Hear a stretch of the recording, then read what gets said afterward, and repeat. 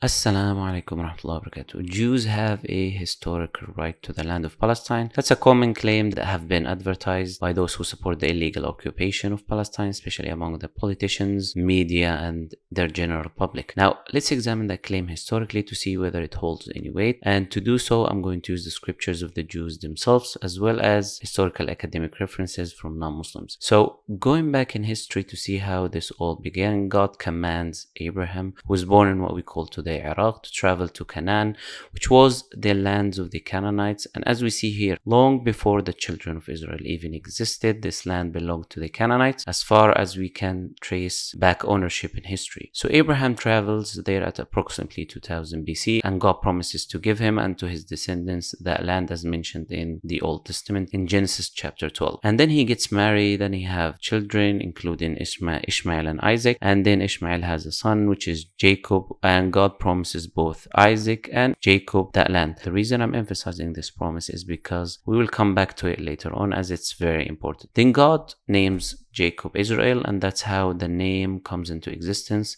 Then Jacob begets 12 sons, and the famous story between Joseph and his brothers takes place, and Joseph becomes a person of authority in Egypt. Soon after, a drought takes place in Palestine, so the children of Jacob go to Egypt to seek help. Then they find Joseph, who tells them to bring Jacob and all the Israelites and move to Egypt for a better life and to escape the drought that was happening in Palestine. Till here we see that Abraham was a stranger in the land of Palestine, and all his descendants, including Isaac and Jacob, were also strangers in this land of the native people of the Canaanites.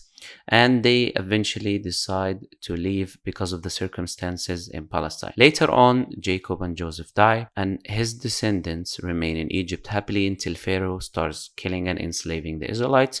And there God sends them Moses, who, as the story goes, take them out from Egypt at approximately 1446 BC and makes his way back to Palestine, again the land of the Canaanites. And on his way, on what is known today as Mount Sinai, we see the beginning of what is known today as the Jewish religion, as Moses received tablets and commandments from God. But the Jews, they disobey Moses and they disobey the commandments of God, and they start worshipping the calf. Therefore, God punishes them and ordains that they will be lost in the land for 40 years, so that corrupt generation dies and a new generation replaces it.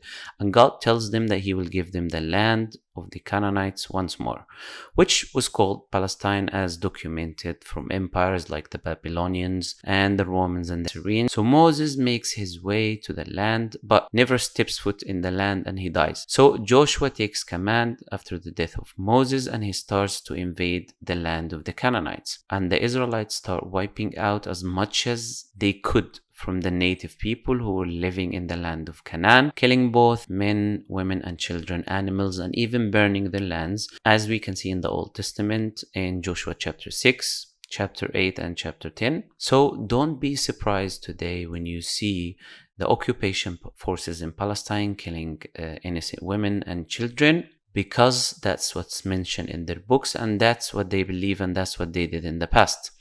After that, Joshua gets old, so God commands him to divide the land amongst his 12 tribes, and at approximately 1356 BC, including the lands that they have not yet occupied or were able to take by force.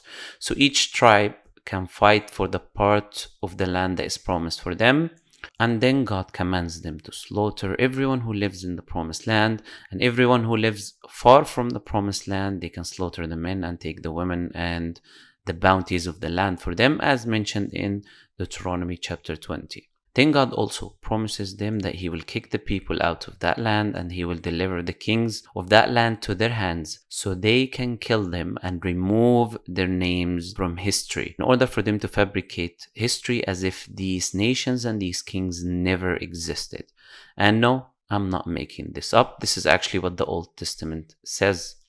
Then Judah fights and takes over Orushalim, as was named by the Canaanites, and the rest of the sons and the tribes of Jacob fight for their alleged promised parts of the land, but they were weaker than Judah, so they couldn't kill the natives that live in these other parts of the land like Judah did, and they end up forcing tribute on them. Yes, tribute, jizya, that they always complain about when they talk to Muslims. Anyways, as Judges chapter 1 mentions, they had to keep the natives in the land eventually. They couldn't kick them out. And after that, we have the first actual occupation of the land of Palestine at the hands of King Saul, who unites the 12 tribes and makes a kingdom for them at approximately 1051 BC. Then after him, King David comes and King Solomon as well, and he builds the temple for them. But then after the death of King Solomon, the corruption spreads in the land by the Israelites and disbelief starts. At that time, the land was divided into two parts, the Empire of Judah and the Empire of Israel. And the Assyrians invade the land. They took over the whole empire of Israel as well as Egypt. Then the Assyrian Empire started exiling the Jews from the land to what we call today Iraq. After that, and at approximately 612 BC, the Babylonian Empire took the land, and they also took the Empire of Judah, which was the part of the land that was left. And they destroyed the Temple of Solomon and exiled the remaining Israelites to Iraq, which is known as the Babylonian exile at 586 BC.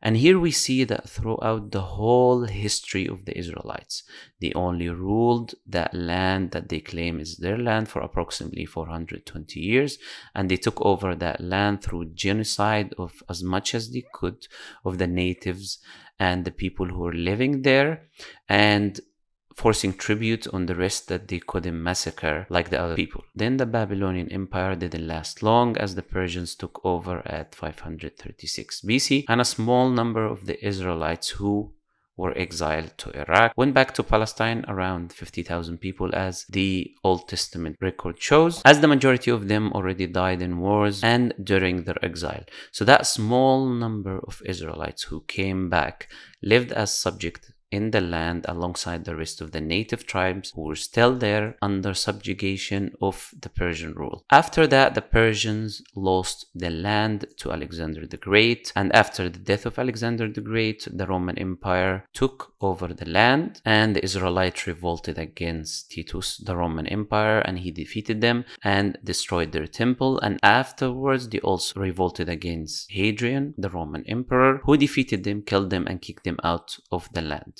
at approximately 132 BC.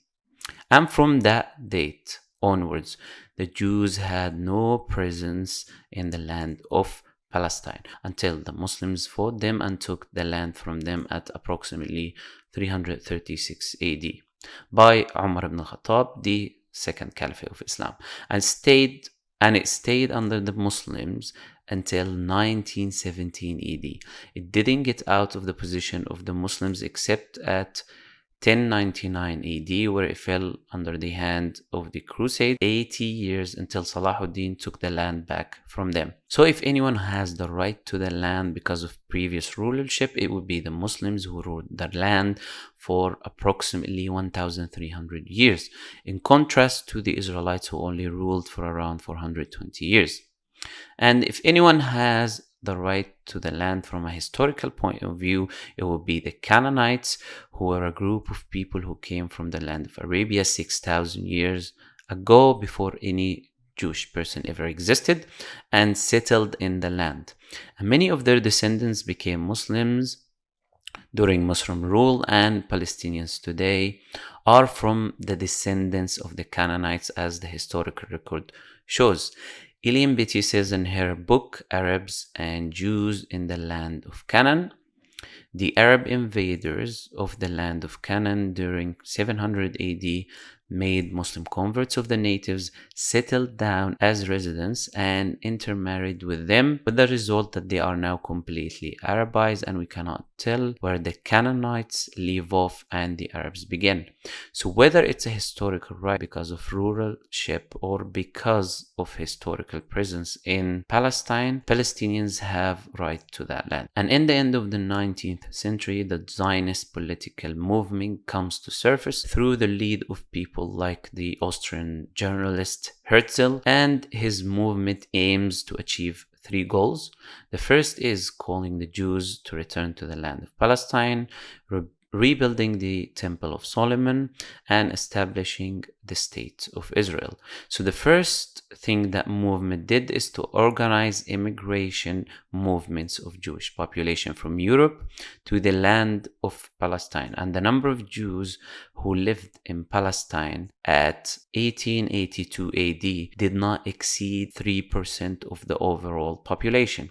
So from 1882 AD until 1948 AD, they organized 6 immigration movements, moving the Jewish people from a 3% population in the land of Palestine to 31% of the population, in which the land was under British rule, who gave majority of the land to the Jews and forcefully gave them recognition of a colonial terrorist state. That's why we see that majority of their government officials are originally immigrants coming from Europe. So there is no doubt that Zionists have no claim to the land of Palestine, whether that be politically, religiously, or historically, and they are a group of terrorists occupying a land that isn't theirs by force. And that will remain a historical fact, no matter how hard their media tries to change it. And if you are a supporter of their terrorist state killing children, women, and innocent civilians, just because their book tells them so, then in reality you are supporting every terrorist group that ever existed in history. Why? Because they make the exact same claim. The Crusades made that claim. ISIS makes that claim, that they're killing these people because their book tells them so. So if you're supporting the Zionists, you might as well support these other people. And you shouldn't have any issue if someone one day knocks on your door holding a grenade and telling you to leave the house just because his book tells him that you should leave the house. And you should happily give him your house and move and all your family outside, since you believe in that. Now, the truth will remain that they are an occupying colonial terrorist so-called state, and they have no right to that land, indigenous or otherwise.